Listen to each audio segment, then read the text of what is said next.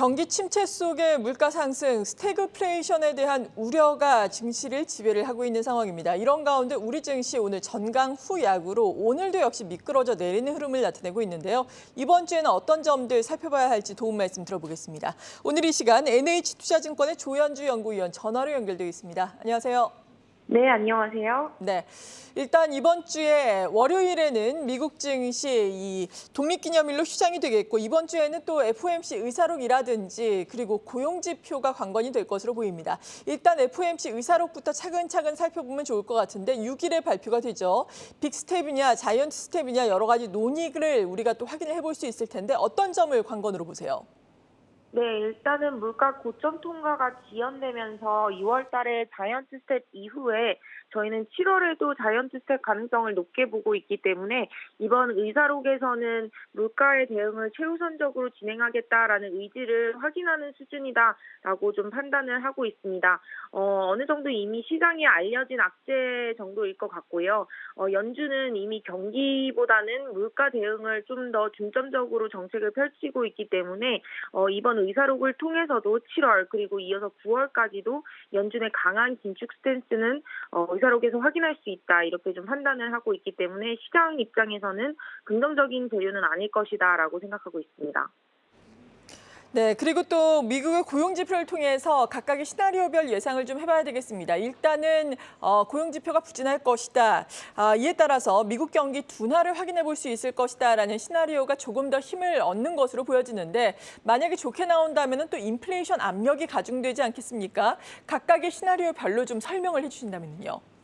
네, 일단 원래는 미국 고용지표가 강하다라는 거는 결국에는 경기가 아직까지는 견조하다라는 부분에서 긍정적으로 작용을 해야 하는데요.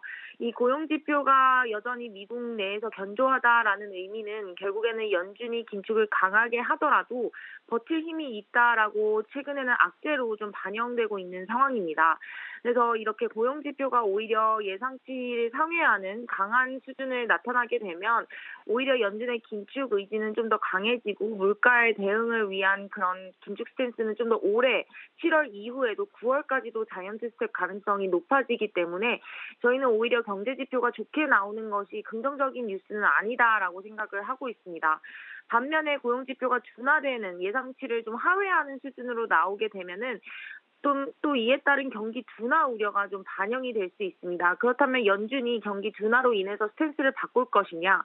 그러기엔 또 둔화 수준이 그렇게 강하지는 않고 어느 정도는 아직까지는 고용지표가 둔화되더라도 높은 레벨에 있기 때문에 결국에는 연준의 긴축 스탠스를 바꿀 만한 그런 긍정적 그런 둔화 시그널은 아니다라고 판단해 본다면 이 또한 긍정적으로 시장 입장에서는 반영되기는 어려울 것 같습니다. 그래서 저희는 일단 미국 고용지표가 조금 둔화되더라도 연준의 스탠스는 크게 바뀌지 않을 것 같고요. 그렇다고 좋게 나오게 되면은 더 강한 긴축 스탠스가 나올 수 있기 때문에 전반적으로 시장에 큰 호재는 아니다라고 생각하고 있습니다.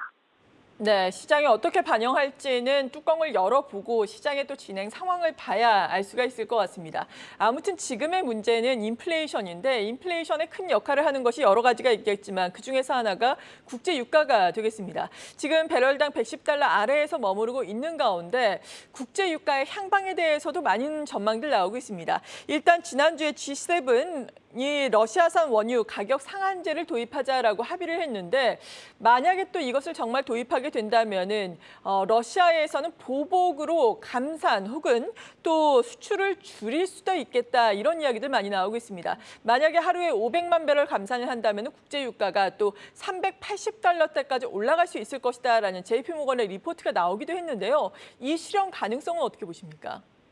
네, 이미 일단 시장에서는 러시아산 원유에 대한 수요를 굉장히 많이 줄이고 있는 상황이고요. 이미 유럽 같은 경우는 2022년까지 60%를 의존도를 낮추려고 하고 있습니다. 즉 40%만 의존하려고 목표를 두고 있고요. 이게 결국엔 러시아산이 0으로 의존도가 0으로 예상을 했을 때는 추가 상방 압력은 있을 수 있겠으나 일단은 지금부터 계속해서 미국산 천연가스라든가 원유의 의존도를 높이고 있는 상황에서 300달러 이상의 그런 유가 상방 압력은 크지는 않다라고 저희는 보고 있고요. 일단은 러시아에서 보복 나와야겠지만 결국에는 감산을 하게 되면 러시아 자체에 대한 경기 둔화 우려도 더 커질 수 있기 때문에 저희는 일단은 그런 시나리오를 좀 반영하고 있지는 않습니다.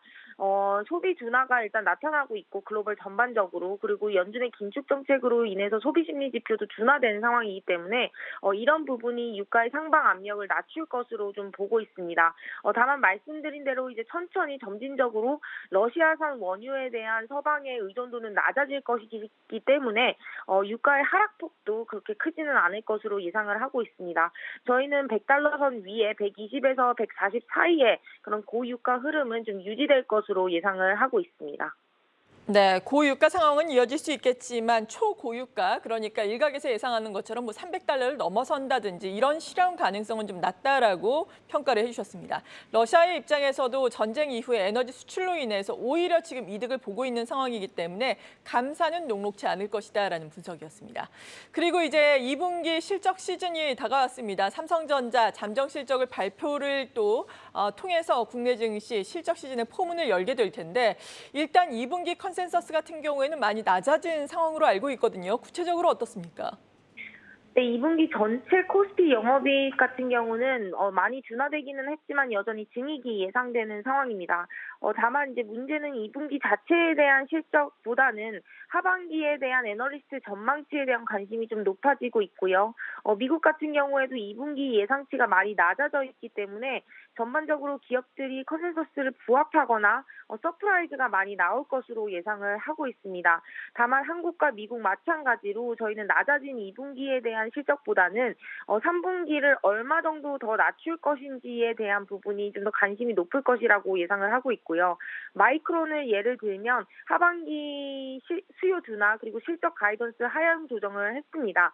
2분기 실적은 부합을 했으나 하반기에 대한 보수적인 입장을 내놨기 때문에 삼성전자 역시도 전반적으로 실적 전망치는 예상치를 부합할 것으로 예상이 되고 있으나 그 이후 3분기와 4분기 전망치에 대한 부분이 좀 낮아질 수 있다라는 부분에 저희는 전반적인 실적 시즌에 대해서 보수적으로 접근하는 것이 합리적이다라고 보고 있습니다. 네, 그중에서도 특히나 관심이 집중되고 있는 우리나라의 반도체 기업들, 말씀하신 것처럼 마이크론 테크놀로지 또 실적 가이던스를 좀 좋지 않게 이야기를 하면서 필라델피아 반도체 지수 역시 지난 금요일장 놓고 보자면 3%나 넘게 지수는 상승했음에도 불구하고 하락을 했습니다. 삼성전자, SK하이닉스 오늘 또다시 52주 최저가 경신을 하고 있는데 삼성전자의 잠정 실적 전망은 어떻습니까? 네, 저희 일단은 삼성전자의 실적 전망치 2분기 같은 경우는 좀 예상치를 부합하는 수준을 발표를 할 것 같습니다. 일단 디램이랑 낸드 가격이 여전히 하반기 하락할 것으로 예상을 하고 있기 때문에 반도체는 좀 견조할 것으로 예상을 하고 있으나 가전이나 핸드폰 쪽에서는 좀 실적이 둔화될 것으로 예상을 하고 있기 때문에 전반적으로 저희가 데이터 센터 쪽에서의 수요만을 가지고 삼성전자의 실적이 좀 견조하다라고 보기는 좀 보수적이다라고 판단하고 있습니다. 네. 그리고 오늘도 앞서서 시장이 어렵다라고 말씀을 해드렸는데 또다시 이렇게 하락을 하고 있는 우리 시장입니다. 진바닥을 잡기가 참 어렵다라는 생각을 하게 되는데 이번 주에는 어떤 전략이 필요할까요? 네, 일단은 저번 주에 소비 심리 지표가 좀 둔화되는 모습을 봤고요. 한국 수출 증가율 역시도 좀 둔화되는 모습을 봤습니다.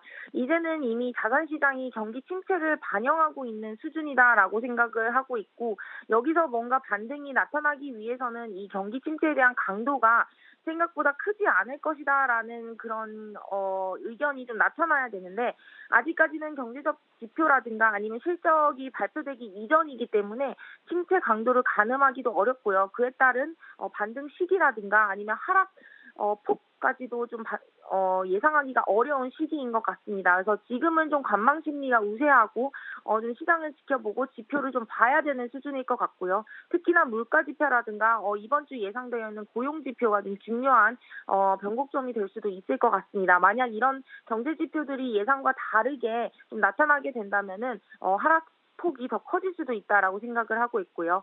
지금 수준에서는 종목 장세로 중장기적 관점에서 대응을 하거나 아니면은 조금 반등이 나올 때는 현금을 잘 보유하고 있는 그런 전략이 좀 좋다라고 판단을 하고 있습니다. 네, 이렇게 전략까지 들어봤습니다. NH투자증권의 조현주 연구위원이었습니다. 고맙습니다. 네, 감사합니다.